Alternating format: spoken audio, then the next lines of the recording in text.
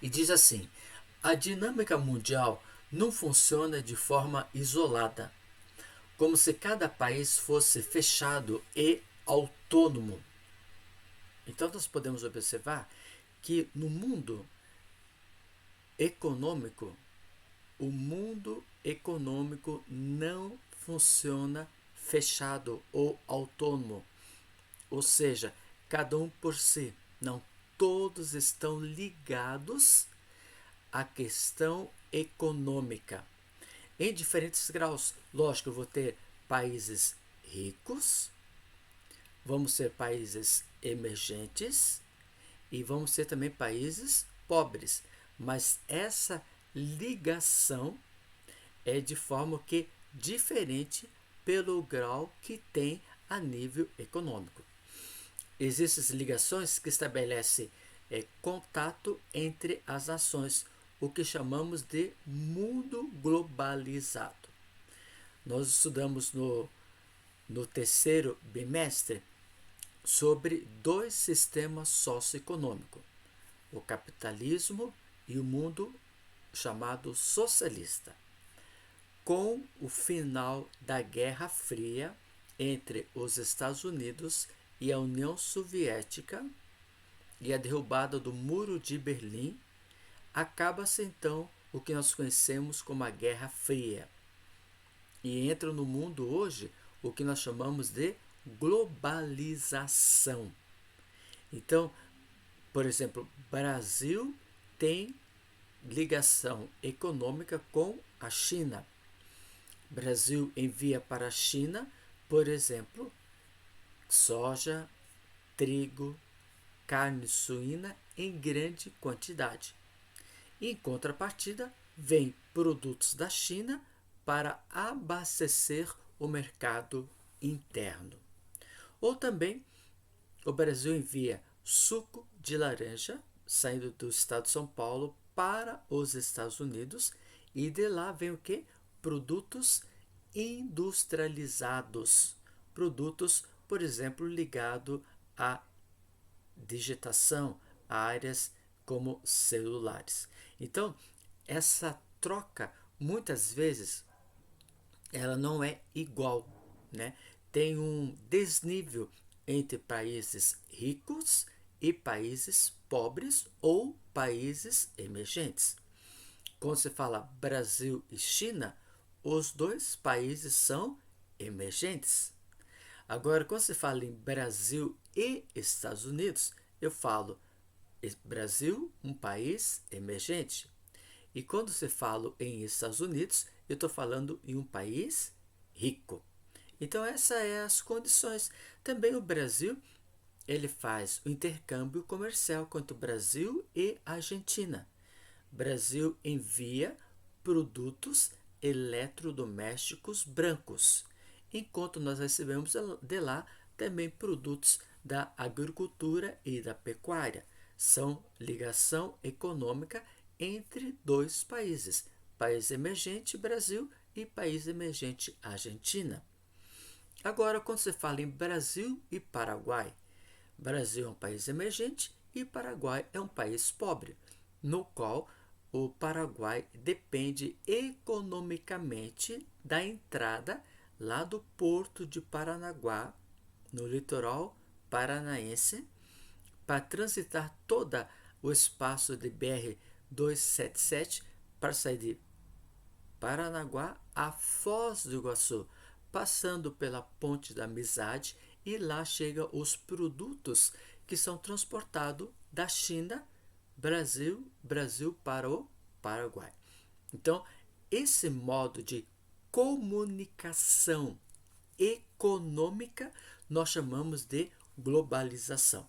Embora essa não seja um processo concluído ou definitivo e até mesmo considerado inaceitável por determinados pesquisadores, seus efeitos podem ser observados em todos os níveis sociais. Como assim, níveis sociais? Eu vou ter no Brasil a classe A, a classe B, a classe C, a classe D e, por último, a classe E. Então, a classe A e B são os privilegiados que nós temos no Brasil, que são os ricos. Depois nós temos a classe C, que é a classe média. O D é o salário mínimo e o E é o salário quando é recebido através da família.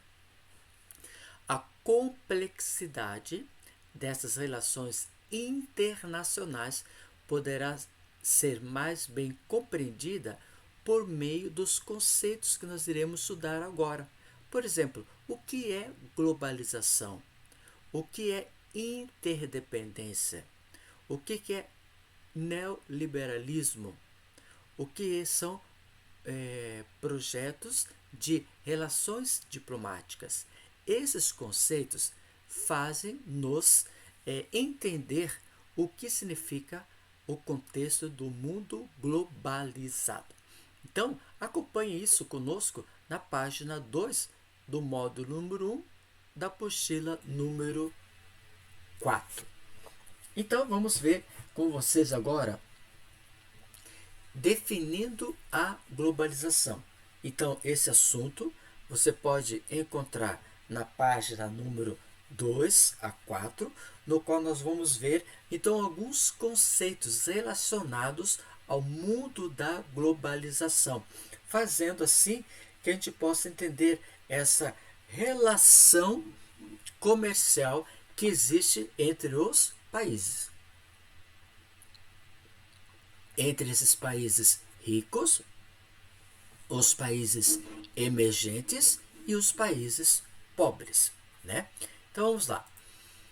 Primeira coisa nos diz o seguinte: observe essa criança. Essa criança, você pode observar que aqui nesse lado tem um símbolo da Nike. Aqui tem um símbolo do Indus. Aqui tem o símbolo do Mobil, que é produto voltado para derivados do petróleo. Aqui você pode observar, bem nesse lado aqui assim, onde estou passando o mouse, uma companhia de telecomunicação. Aqui voltado para esportes. Olha aqui o símbolo da Coca-Cola, o símbolo do McDonald's, né? O símbolo, né? Olha aqui o símbolo do Yahoo, né? O símbolo da Sony e outros símbolos você poderá observar dentro desse contexto. Ou seja, a criança já nasceu nesse mundo chamado globalizado. E o que é globalização? Não é possível entender a dinâmica mundial de forma isolada, como se cada país fosse fechado e autônomo. Não dá para dizer, por exemplo, assim, o Brasil ele é um país que cresce a nível econômico só por ele. Ele não vende e nem compra. Logicamente que o país não vai crescer. O país só vai crescer quando temos o quê? Um intercâmbio entre um país e outro país. Ou seja, o país Brasil vai vender mercadorias para outros países. E também o Brasil vai comprar produtos de outros países. Isso faz gerar o quê? Uma economia de globalização. Depois podemos observar, existem ligações em graus diferentes que estabelecem o contato entre as nações e podem ser chamados de globalização. Aqui nos diz o texto que, por exemplo, como já foi citado, nós vamos ter no mundo 3 grandes grupos de países, conforme já estudamos: países ricos, países emergentes e países pobres. Dentro desse contexto, nós vamos ter o que? Ligações em graus diferentes para estabelecer esse contato entre países ricos, países emergentes e países pobres, né? E esse contexto que faz girar a economia mundial logo após o que nós conhecemos a Guerra Fria. Agora eu vou ver com vocês também algumas alguns conceitos sobre globalização.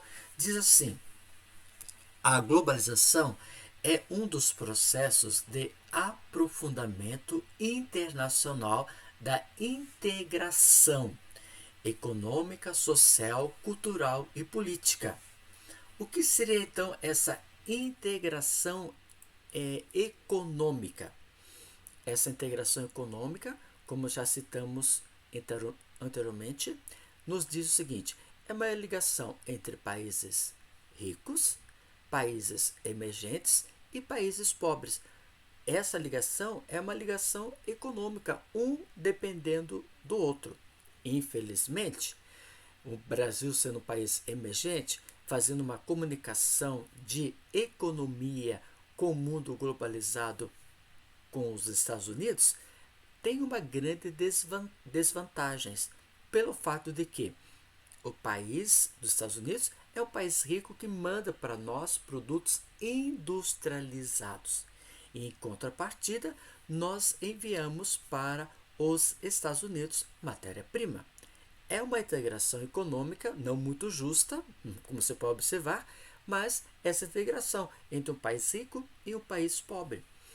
Quando você fala, então, por exemplo, questão social, né? Quantas pessoas adentraram no espaço brasileiro nesses últimos dias, ou nesses últimos tempos, ou nesses últimos anos? Por exemplo, Haiti, com os aspectos de tremores de terras, muitas pessoas do Haiti vieram trabalhar no Brasil, principalmente focalizando em Santa Catarina, em Chapecó, pela grande concentração de indústrias que temos nessa região, né? Indústrias frigoríficas fazem com que muitos haitianos venham à procura de novas condições sociais. Também nós temos no Brasil os bolivianos que atravessam o seu país e vão para o estado do Acre em grande composição. E lá nós temos muitas pessoas bolivianas que vieram da Bolívia pelo fato de ter o que? As condições econômicas desfavoráveis em comparação com a economia do Brasil. Também nós temos a Venezuela, né? Grande composição devido à questão social e política, muitos adentro para o espaço brasileiro. E quantos árabes e sírios temos no Brasil? Essa é o que? É uma integração social. Com essa entrada de vários grupos no Brasil, nós vamos ter o que? Uma integração cultural. Essa integração cultural desde o descobrimento do Brasil. Por exemplo, na questão cultural indígena, o que eles deixaram para a nossa estrutura cultural brasileira. Temos a entrada dos brancos, né? Os portugueses, franceses, holandeses, ingleses, mas a predominância foi portuguesa. E juntamente com a entrada no Brasil dos negros africanos. Então, essa mistura entre vermelhos, povo primitivo, os indígenas, depois o povo branco, os portugueses, e o povo negro, africanos, fizemos uma integração cultural. Além do mais, de presença de asiático, os amarelos. Então, essa é uma outra integração cultural que nós temos no Brasil, envolvendo o mundo chamado globalizado. E a integração política? O Brasil possui um bom relacionamento político com todos os países do mundo. Menos a Coreia do Norte, porque a Coreia do Norte é um país que está fechado no seu próprio sistema e não faz abertura para o mundo no geral. Mas, em contrapartida, outros países, tem alguns outros países que também o Brasil tem uma pequena relação por fato de o próprio país não fazer abertura econômica, ou social, ou cultural, ou política, dentro do contexto de vários países e também, por exemplo, do espaço do Brasil, né? Então diz o seguinte, né, continuando a nossa leitura, que teria sido impulsionado pela redução de custos dos meios de transporte e comunicação dos países no final do século XX e o início do século XXI. Lógico que no final do século XX, né, para o século XXI, nós tivemos toda essa transição política no mundo através do processo do envolvimento de duas grandes potências mundiais, chamado de bipolaridade. Estados Unidos, capitalismo, e a URSS, a ex, né, com o mundo socialista. Com a derrubada do Muro de Berlim, o mundo então entra no mundo chamado globalizado, conforme nós já citamos para vocês. Agora, esse conceito de globalização é a aldeia global, onde tudo está interligado, tais como no ambiente econômico, social, cultural ou político. Quando você fala em questão econômica, Brasil, um país emergente, Estados Unidos, um país rico, e Bolívia, um país pobre. E esses três países, eles têm essa ligação econômica entre elas. País, integração social. Quando nós colocamos, por exemplo, a entrada de vários grupos no aspecto brasileiro. Quando você fala em árabes, sírios, bolivianos, venezuelanos, haitianos, colombianos que vêm para o espaço do Brasil viver a vida aqui por questões de economia, por questões sociais, políticas, religiosas ou próprio clima. Questão cultural deixada pelos grupos indígenas, questão cultural deixada pelos grupos dos negros, africanos, por cultura deixada pelos próprios portugueses e a também dos amarelos, faz a nossa ligação cultural. E a política, conforme nós falamos, é a questão aonde nós temos o quê? Essa questão de Brasil ter um bom relacionamento com todos os países do mundo. Então, isso que nós colocamos para vocês é o que nós chamamos de globalização. Essa ligação econômica, social, cultural ou político. Todos estão aqui interligados, o que nós chamamos de aldeia global, né? Aldeia global. Olha, aldeia global. Tudo está aqui interligado. Nessa aldeia global, tudo está interligado na questão econômica, na questão social, cultural ou político. Pontos positivos da globalização. Importante no combate à inflação. O produto vai ter o que? Qualidade. E nós vamos ter o que? O investimento vice-versa entre países, Brasil com países estrangeiros através das multinacionais. Um exemplo, Coca-Cola. Promove o desenvolvimento tecnológico, né? Essa estrutura cada vez vai melhorando pelo fator do mundo globalizado. Potencializa as trocas comerciais e bens e serviços entre os países e abre portas a diferentes culturas e melhora o relacionamento entre os países dos continentes.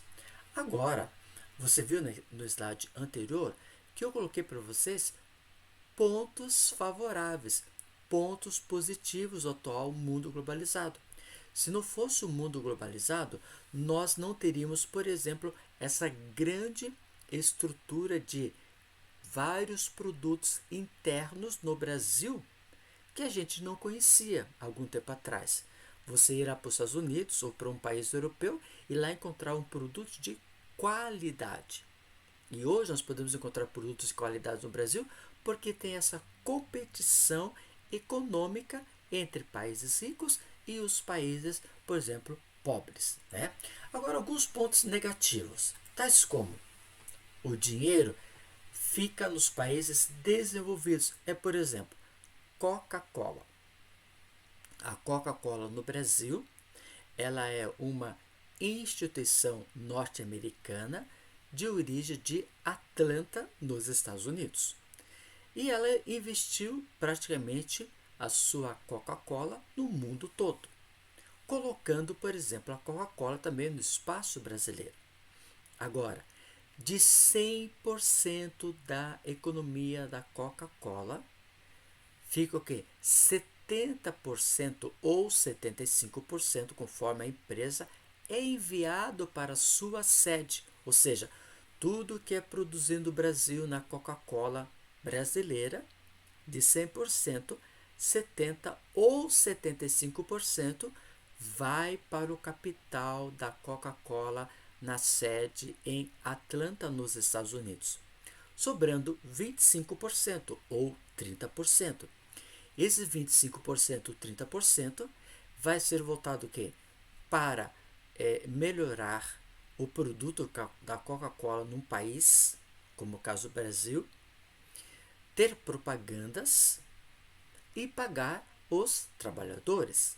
Isso é uma desvantagem, porque os Estados Unidos, no país rico, ele vai colocar produtos no Brasil como a Coca-Cola e volta o seu dinheiro para lá. E esse dinheiro, ele foi o quê? Gerado no espaço nacional brasileiro.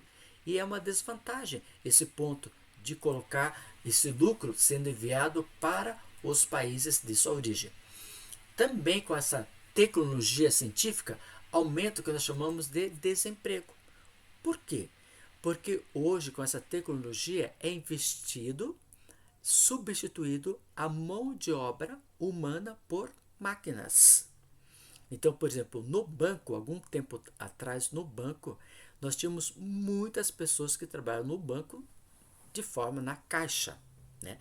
Você ia lá, depositava ou retirava dinheiro. Hoje, essas caixas, a maior parte delas foram o quê? Substituída por máquinas, chamado caixa eletrônica, pela alta tecnologia. E com isso vai gerar o que nós chamamos de desemprego. O aumento vai gerando com isso. Também nós temos a aculturação, né?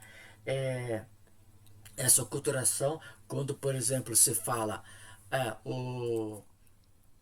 os Estados Unidos têm uma cultura deles que é o processo do Halloween, né?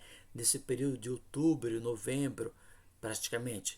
Agora, no Brasil, nós não temos Halloween, mas, por tanto ter esses espaço de Black Friday que temos, por exemplo, lá nos Estados Unidos, através do Halloween, veio também para o nosso próprio espaço brasileiro, criando então, por exemplo, os Black Fridays, que são feitos nesse período, né? E que não é uma cultura brasileira, e sim uma cultura de lá. Outra aqui, ó, exploração da matéria-prima e da mão de obra barata, quando países desenvolvidos se instalam em países pobres, né? A disseminação de atividades criminosas e ilegais e o uso da internet voltado para várias questões, como se pode observar. Agora, esses aqui, vamos ver com vocês alguns conceitos voltado para o mundo de globalização. O termo-chave para compreender o fenômeno da globalização, nós chamamos que é chamado de interdependência.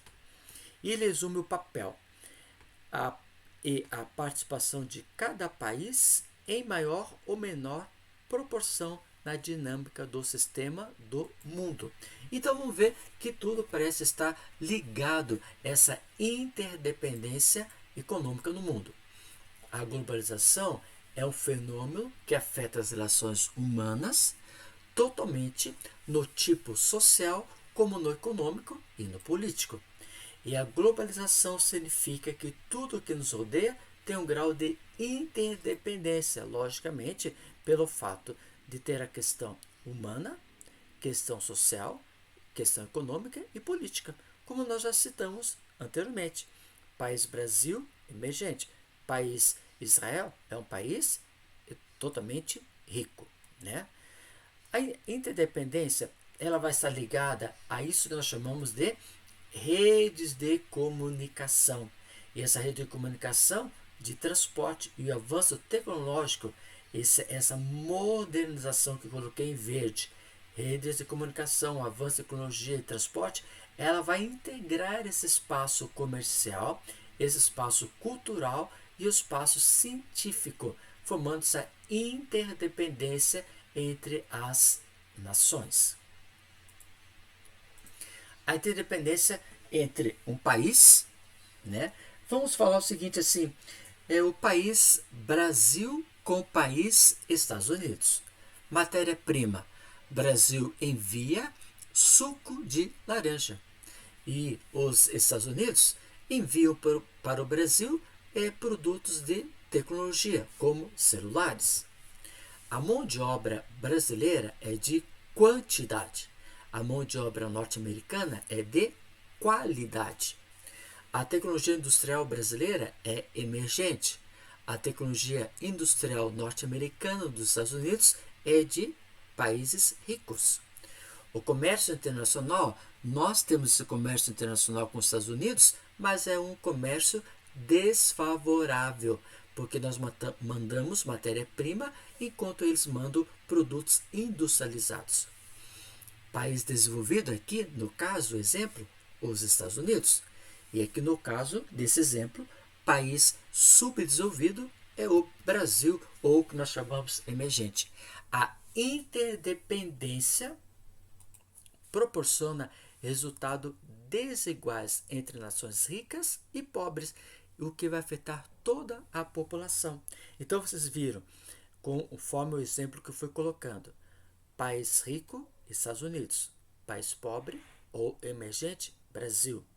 Enviamos matéria-prima para lá e eles enviam para nós o que? Produtos industrializados. E com isso nós vamos ter o que? Essa desigualdade social, gerando nos países, como o caso do país emergente, 5 classes sociais. E lá para os países ricos, como uma única classe social. A classe, por exemplo, ricos ou médios, né? Então a interdependência proporciona essa desigualdade social entre a própria população. A interdependência de determinados países se limita a fornecer matéria-prima e ou não de obra a baixo custo para os países que dominam a tecnologia industrial. E dessa forma, os preços podem ser elevados e fornecer o que? Empregos para a população. Por exemplo, aqui você pode observar o conjunto de videira, no qual vai proporcionar o que? A matéria-prima uva vai proporcionar então esse suco. E esse suco aqui tem essa interdependência da matéria-prima para a produção do produto. Esse produto pode ser o que? Comercializado no mundo todo, por exemplo. E essa dependência, como foi dito, ela pode gerar essa desigualdade entre nações ricas e pobres. Por exemplo, quando foi citado naquele exemplo que nós precisamos enviar matéria-prima para os países ricos.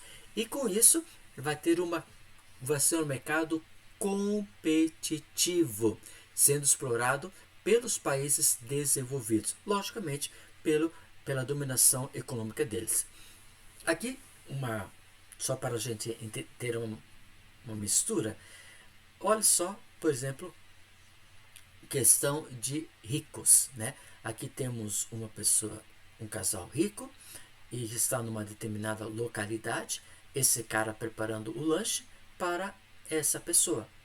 Aqui nós temos os pobres, por exemplo, né? Nessa inundação que ocorreu, e lá eles estão fazendo o quê? Estão felizes da vida por estar participando, comendo, assim por diante. E aqui esse pobre, por exemplo, oferecendo, trabalhando para essa família rica. Então nós temos essa grande desigualdade social no mundo da interdependência econômica. Vamos para o próximo assunto, que são conceitos voltados para o mundo globalizado. liberalismo. Então diz o seguinte: liberalismo é uma ideologia baseada na organização da economia em linhas individualistas e não por ter instituições ou organizações coletivas. E isso se dá desde o século XVI, com a clara intenção de combater o mercantilismo, cujas práticas já não atendiam às novas necessidades do capitalismo. Então, aí Adam Smith começa a explicar esse espaço da consequência do mundo econômico. E nós temos atualmente, através do liberalismo econômico, o que? Os blocos econômicos são verdadeiros representantes do liberalismo, pois estimulam o comércio competitivo entre seus, gerando o que nós conhecemos: o Mercosul, o ALCA, né, o NAFTA, a União Europeia. Essas instituições de blocos econômicos, o que nós temos hoje conhecido como liberalismo econômico. Esse contexto você já pôde observar na questão de sociologia e filosofia, mas nós estamos observando na questão econômica. E na questão econômica nós podemos observar esse liberalismo através de blocos econômicos, um auxiliando o outro a nível econômico, um ajudando o outro, como por exemplo Mercosul. No grupo do Mercosul, os 4 países iniciantes deram o quê? Um fortalecimento na economia deles: Argentina, Brasil, Paraguai e Uruguai. Hoje, lógico, com mais outros países que fazem parte desse contexto do Mercosul. Dentro do contexto econômico, nós podemos observar que liberalismo econômico, ele vai fixar preços dos produtos, ele vai contratar ou mandar embora trabalhadores e vai criar empresas. A lei da oferta e da procura, livre concorrência, quantidade de produtos no mercado. E o Estado não intervém na economia, garantia de segurança e justiça. E, logicamente, surge o que nós conhecemos de neoliberalismo. E o neoliberalismo é que, por exemplo, o Brasil ele está tendo que começou a fortalecer-se com a privatização de empresas estatais, o que vem desencadeando vários debates sociais praticamente no mundo, né? E o neoliberalismo, por exemplo, que nós podemos observar nesse contexto que os produtos, por exemplo, o petróleo, ele vai abastecer o mundo por inteiro. Então, esses são os novos blocos econômicos surgindo através do neoliberalismo. Quando você fala em protecionismo, né, o que significa protecionismo? Voltado para a matéria de geografia, é o que nós chamamos de sistema de produção da indústria ou do comércio de um país concretizado em leis que proíbem ou inibem a importação de determinados produtos por meio da taxação de produtos estrangeiros, barreiras alfandegárias. Isso quer dizer o seguinte: hoje, no mundo chamado protecionismo, para proteger os seus produtos, é criada uma taxa. E essa taxa, através de barreiras alfandegárias, nós iremos o quê? Proporcionar, por exemplo, questão voltada, por exemplo, à proteção do produto. Por exemplo, assim, aqui você pode observar esse lápis que eu estou mostrando para você. E esse lápis aqui tem, bem aqui assim, ó, se você conseguir observar, tem um conjunto de barras. E essas barras aqui nós chamamos o quê? De proteção ao produto, né? Para não ter que criar, por exemplo, produtos falsificados, que muitas vezes são criados. Ou também na apostila de geografia, você também observa aqui, ó, né? Bem aqui onde estou passando o dedo aqui, ó, um conjunto de barras. E essas barras fazem o quê? Vão proteger esse produto, né?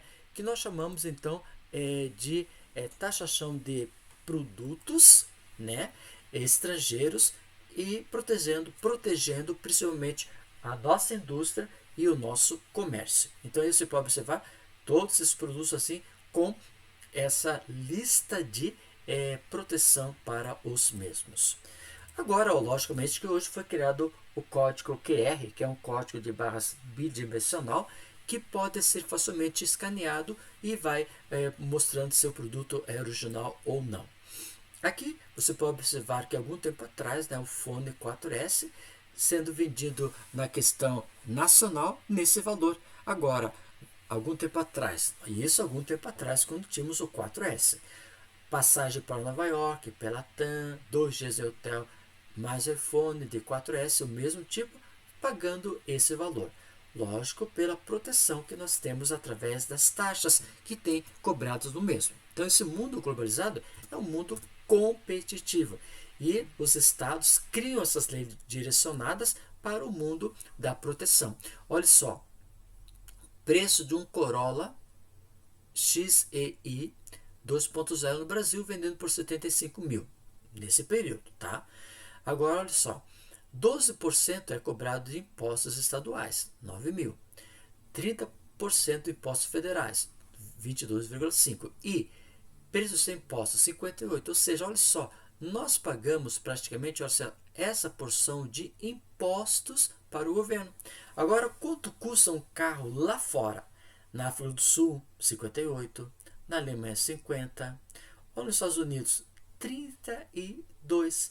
A média toda vai dar 45. E que no Brasil é 75. Ó, 45 mais 45 dá praticamente quase 81. E aqui, só 81, nós temos um carro só.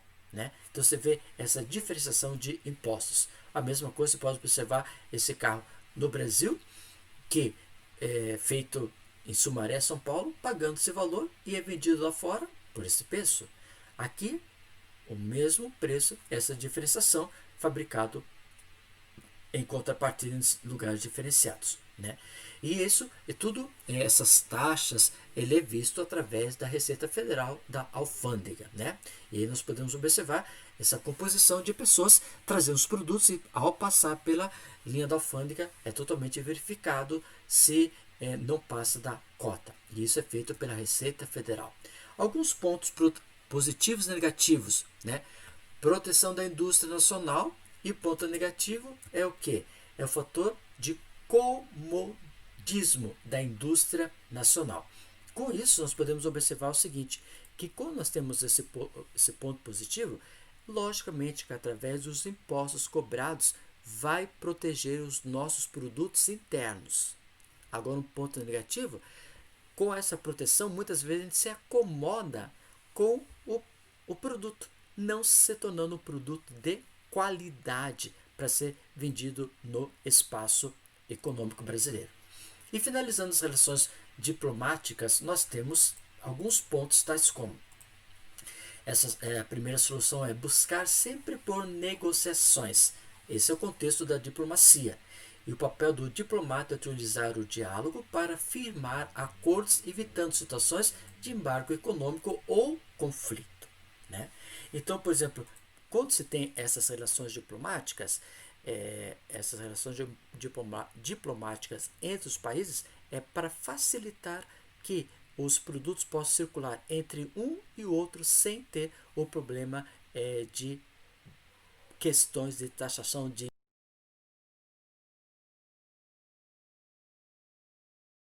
o assunto de hoje, né, sobre o território relacionado à globalização. E observando um mapa mundi político, podemos identificar os limites territoriais dos países. Suas fronteiras, em geral, são reconhecidas internacionalmente, constituindo o elemento de soberania de cada povo. E aí nós vamos ver o que nos apresenta esse contexto sobre o que é soberania relacionado ao mundo globalizado. Então nós podemos observar, observando o mapa mundi, observamos limites territoriais e fronteiras reconhecidas internacionalmente, que constitui o elemento de soberania de cada povo. Soberania significa o quê? O que é o que nós podemos ver como conceito soberania. É o poder político inerente ao Estado moderno, no qual o governo tem o controle sobre o próprio território. Exemplo: Brasil vai ter o controle do seu próprio território dentro do espaço do governo brasileiro, né? Agora nós podemos observar também, observando esse mapa aqui, nós podemos observar que esse mapa é um mapa globalizado com várias indústrias no mundo todo. Então, por exemplo, Marlboro, logicamente, não é do Brasil, mas o Marlboro, o Marlboro é uma indústria norte-americana, certo? Só que o Brasil envia para o Marlboro, que fica lá nos Estados Unidos, produtos da Souza Cruz. E o que são os produtos Souza Cruz? É fumo, é a matéria-prima enviada para lá. E você pode observar, em todo o mundo hoje nós temos lá vários produtos, Coca-Cola, Nescafé, AGE, Gillette, Coca-Cola, McDonald's, o Marlboro, HP, BMW, a Nokia, Samsung, o Google, o banco do Citibank, Microsoft, a Disney. Você pode observar que tudo isso está ligado no mundo da globalização. Um vai dependendo do outro, né? Porém, quando você fala em limites territoriais dentro da globalização da economia, os limites já não são os mesmos expressos no mapa político. Por exemplo, assim, como assim mapa político, né? Quando você vê aqui o Marlboro, como eu falei para você, o Marlboro não é uma indústria brasileira, é uma indústria norte-americana. Mas aqui, como diz, os limites já não são os mesmos expressos no mapa político, porque os produtos todos estão aqui envolvidos para o mundo todo, né? Envolvidos para o mundo todo. Então, por exemplo, aqui a Nokia não é uma empresa que, olha, ela está aqui na Ásia, né? E ela vai estar espalhada pelo mundo todo, como a BMW, né? Como a Microsoft. Então, eles não vão estar limitados ao mapa político. E a globalização da economia exerce influência direta ou indiretamente, promovendo o deslocamento das antigas fronteiras. Então, essas fronteiras que nós temos entre os países são chamadas fronteiras físicas, separadas por um rio, por exemplo, Brasil e Paraguai. Nós temos a ponte de amizade separando, que está em cima do rio Paraná, separando o Brasil e o Paraguai. Agora, quando você fala em influência direta ou indiretamente da economia, os produtos brasileiros que vêm da China, passam pelo espaço brasileiro, elas são enviados para o Paraguai. E muitos produtos nossos brasileiros ou do Paraguai, ela tem vice-versa o seu próprio processo. Por exemplo, está chegando esse período que nós conhecemos, né? O período que já passou também, né? Já passou agora já uns 2 dias, que foi o Dia da Criança. E aí, todo ano, o que acontece? Muitos brasileiros vão para o Paraguai comprar grande quantidade de presentes no Paraguai, que é muito mais barato, os produtos, né? Por causa que não tem impostos. Só que reverteu a situação. Muitos brasileiros, em vez de ir para Paraguai fazer compra, estão indo para Foz do Iguaçu fazer compra. Porque no Foz do Iguaçu, por ser o mesmo espaço a nível econômico, ainda eles reduziram os impostos e fizeram com que os produtos do Foz do Iguaçu tivessem mais saída do que o produto do Paraguai. Com isso, é um espaço do mundo globalizado para não perder, por exemplo, pelo processo da pandemia que está ocorrendo atualmente, né? Então, isso nós chamamos o processo de interdependência econômica, nós chamamos esse processo de essa globalização, focalizando que o mundo está envolvido na questão de economia e não observando, por exemplo, a questão de aspecto físico. Estas passam a ter um valor secundário, submetido a acordos internacionais. Isso, então, se eu lesse só o questão amarela, diz assim, limites já não são os mesmos expressos no mapa político, submetido a quê? A acordos internacionais. E esses produtos entram no espaço de Brasil, e Brasil entra os produtos nosso para fora também. Como, por exemplo, o Boticário é uma indústria exclusivamente brasileira, mas ela já invadiu, por exemplo, o mercado norte-americano, invadiu o mercado europeu, invadiu o mercado asiático. Ou foram o quê? Foram esses produtos se submeteram a acordos internacionais. O que é acordo internacional? É a qualidade do produto, a forma do produto, né? A composição do produto, como esse produto ele vai ser benéfico para o ser humano, para a natureza, né? Não degradando o próprio meio. Então, fez com que esses acordos internacionais pudessem os nossos produtos do Boticário entrar, por exemplo, no mercado internacional.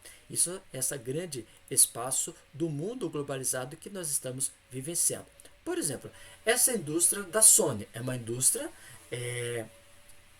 que é lá da região do continente asiático do Japão, e ele foi feito um acordo para ter aqui no espaço brasileiro, né? Com o fortalecimento da globalização nas últimas décadas, o poder privado, representado pelas empresas transnacionais, ocupa cada vez mais o papel originalmente destinado ao Estado, e muitas vezes com poder de decisão superior. E ao Estado resta se adaptar às novas funções, como as de fornecer estrutura para a instalação das empresas transnacionais. Por exemplo, Sony, como eu falei para vocês, não é uma empresa brasileira, é uma empresa japonesa que ela veio para o Brasil para investir os seus produtos. Mas o Estado, no caso o Brasil, ela deve ser o quê? Adaptar-se à estrutura de uma nova empresa dentro do espaço brasileiro. Como assim? Onde vai ser instalado a indústria, né, ou a empresa? Quais são os benefícios para a empresa e para o local? A mão de obra de qualidade, o salário, a propaganda, né, os produtos, tudo isso vai ter o quê? Vai ter espaço para que esses produtos possam circular-se numa boa no mercado brasileiro. Eu coloquei essa da Sony porque você pode observar que atualmente a Sony já faz mais ou menos uns 15 dias que ela pediu para retornar, tirar a Sony brasileira e voltar para o seu aspecto lá do Japão, retirando todos os produtos aqui do Brasil. Isso porque ela viu que não está dando mais, por exemplo, lucro investir no espaço brasileiro, começa a retirar-se e ir para voltar para o seu espaço ou investir em outras localidades. Isso são o quê?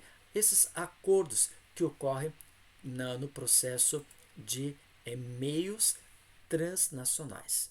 Nós podemos observar também, aqui você observa essa gravura, essa foto, né? Aqui temos esse conjunto de arranha-céus, que são empresas multinacionais que estão investindo no Brasil, principalmente na cidade de São Paulo, aqui à margem do rio Pinheiros, né? E aqui você vê uma grande concentração de favelas.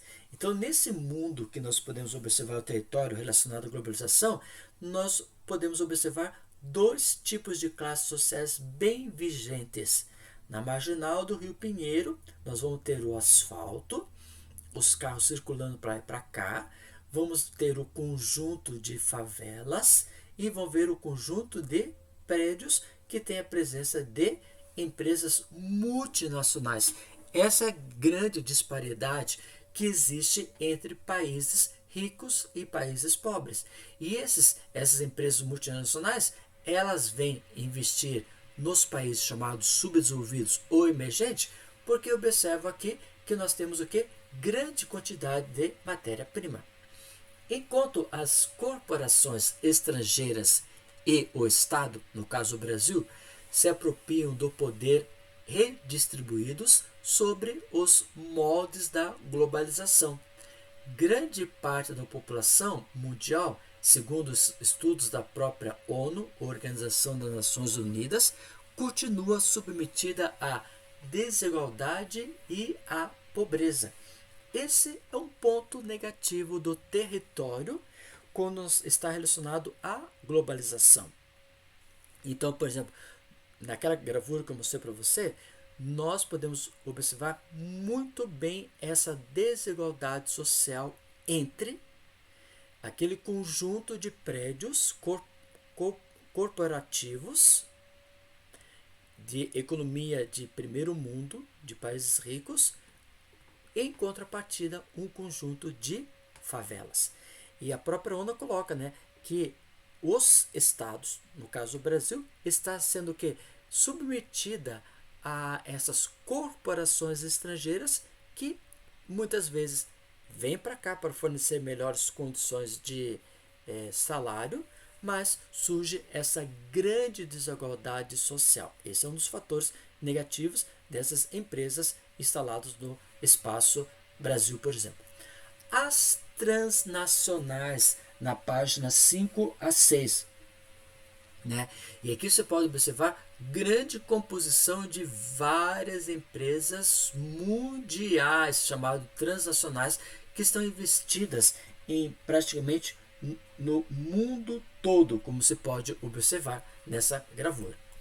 Aí, seguinte, para que uma empresa conquiste o status de internacional, após a aceitação dos seus produtos no mercado nacional, a empresa em questão exporta, torna-se conhecida e finalmente amplia a sua atuação no exterior.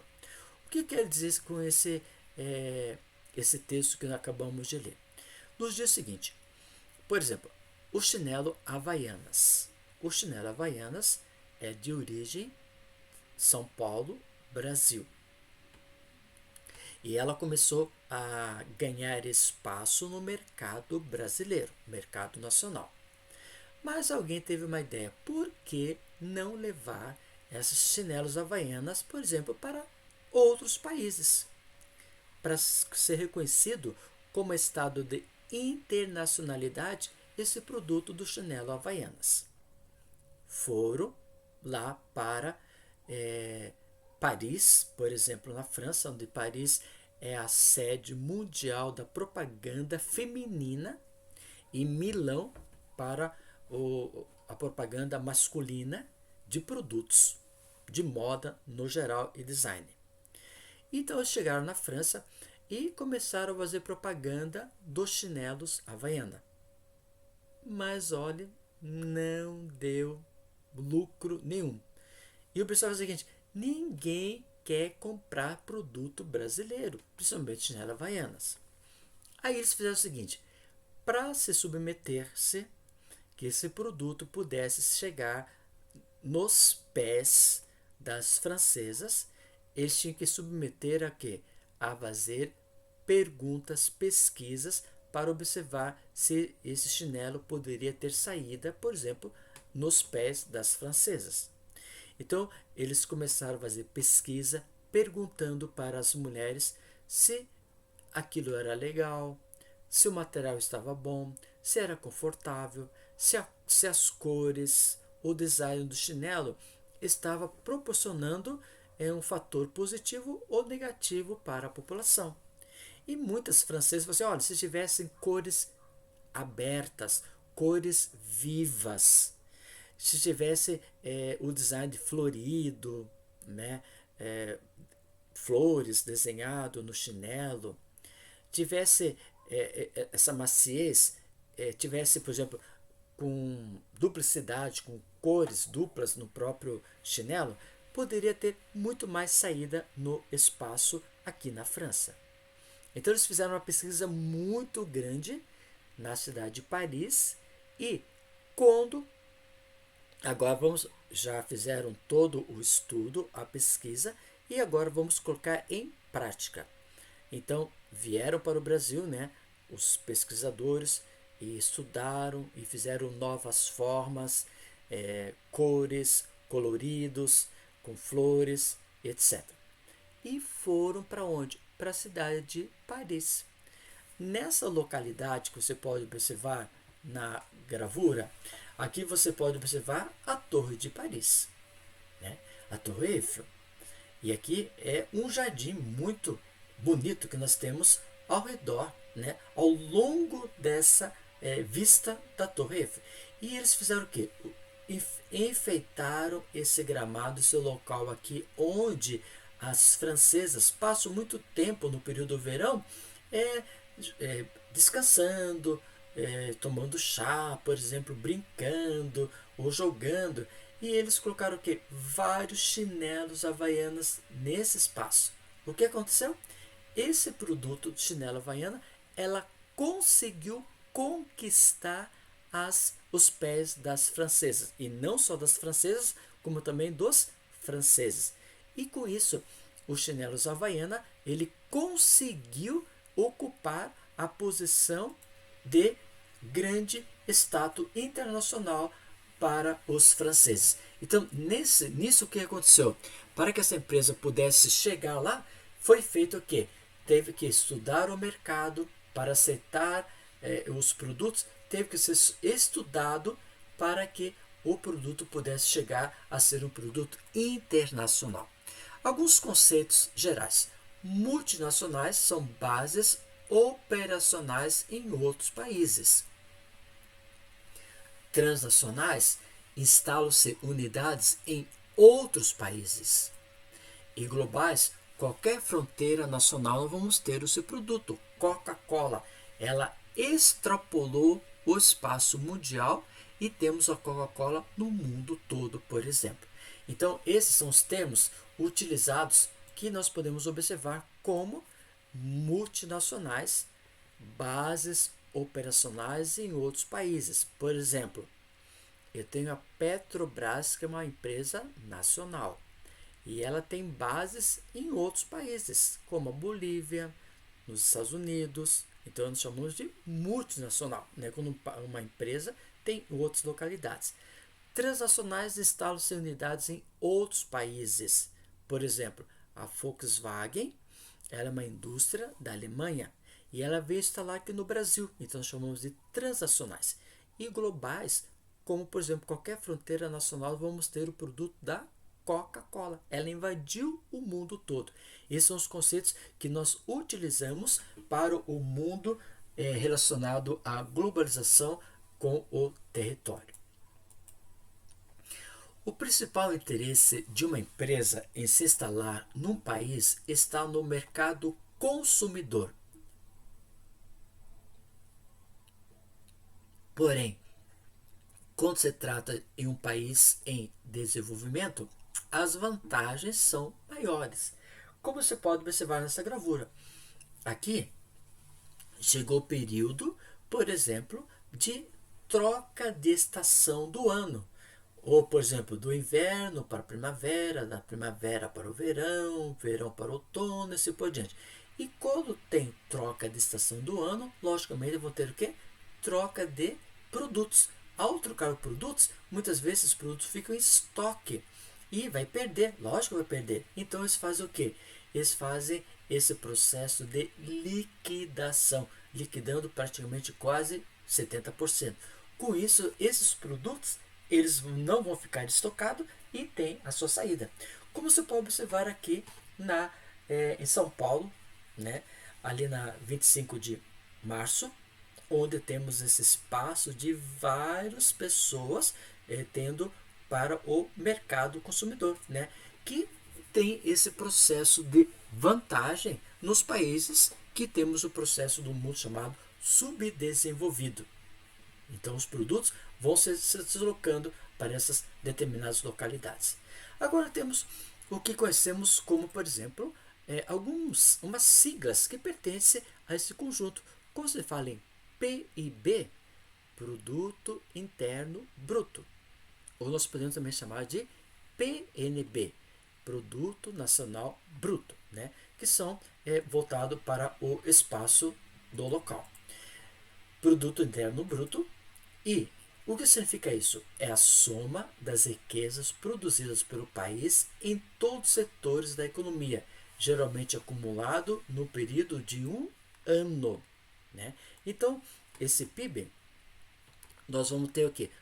Toda a riqueza que é produzida numa determinada localidade.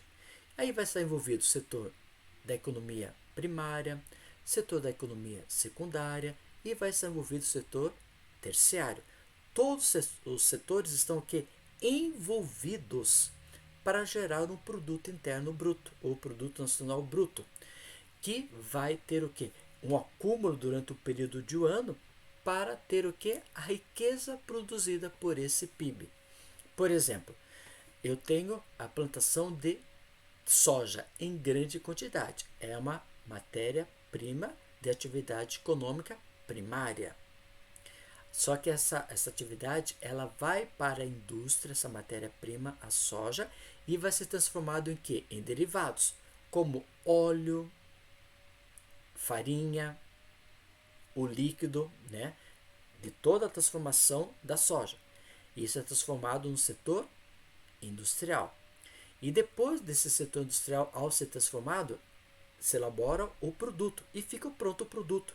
E esse produto então é vendido aonde? No setor terciário.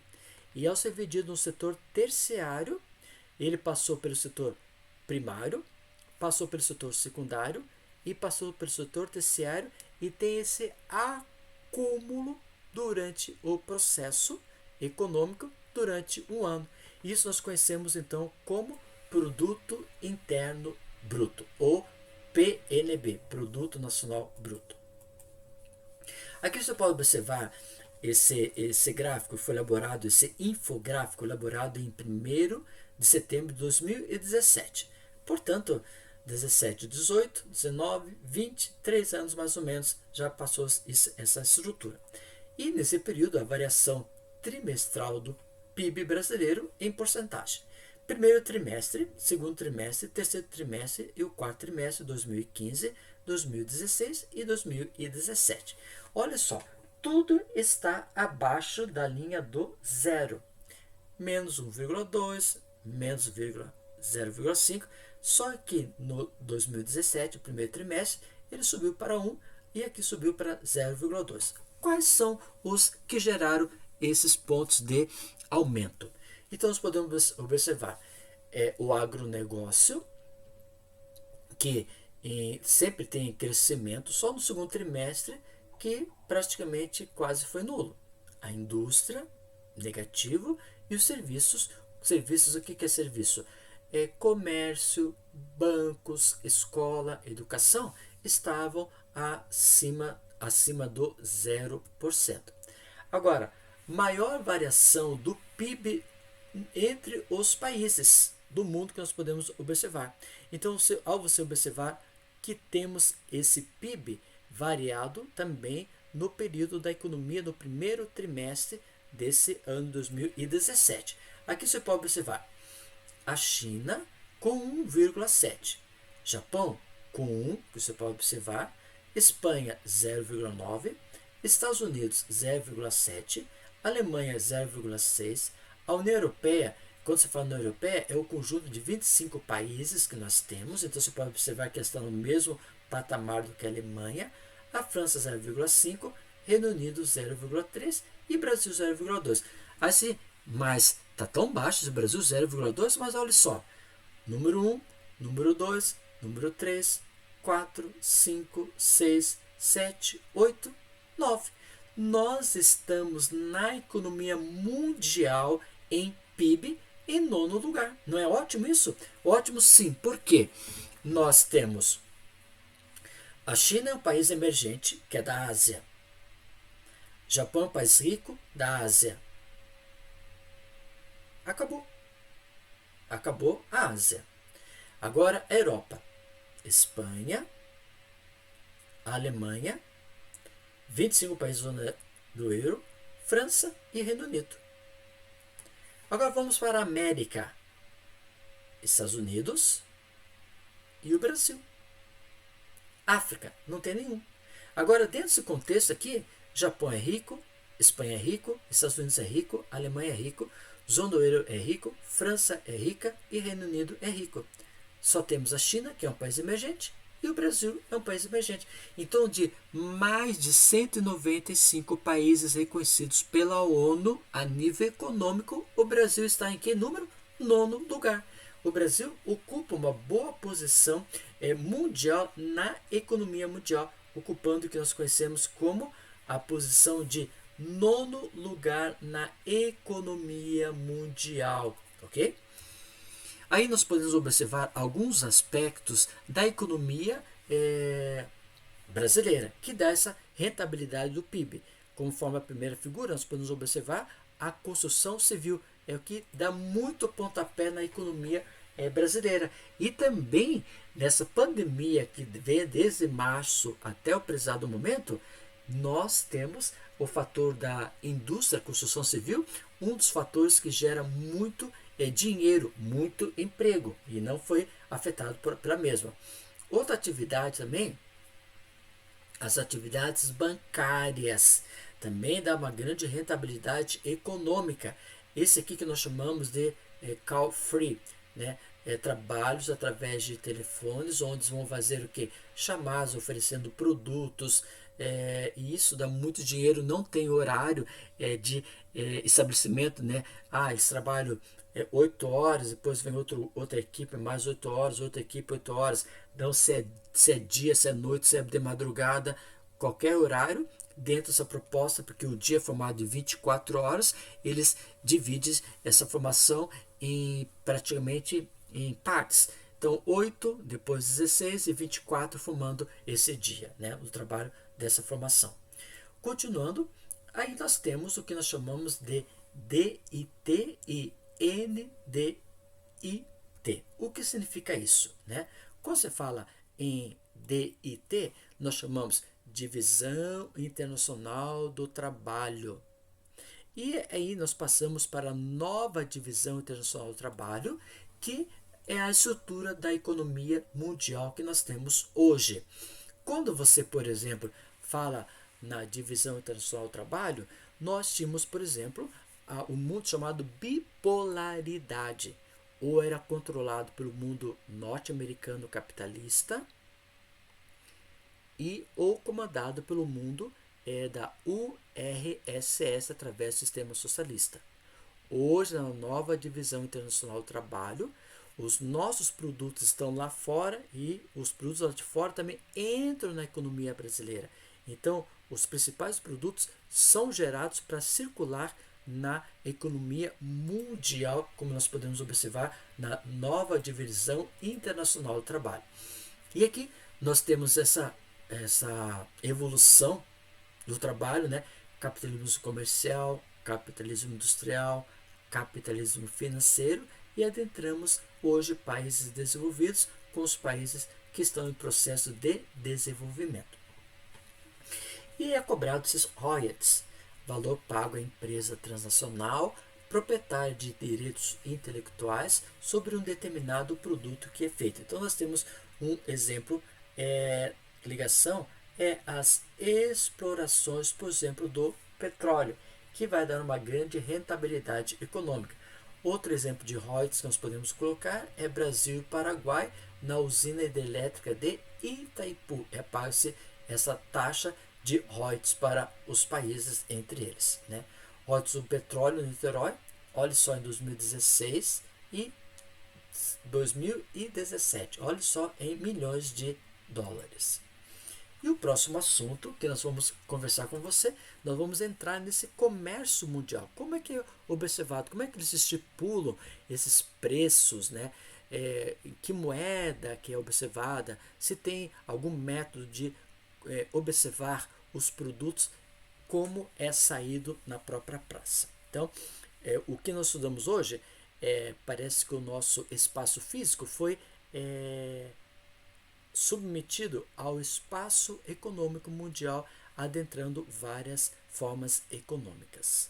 Muito obrigado pela sua atenção e na próxima aula vamos continuar falando sobre o mercado envolvendo questões relacionadas, por exemplo, qual moeda que trabalha nela, quais são os pontos positivos e negativos do mercado mundial.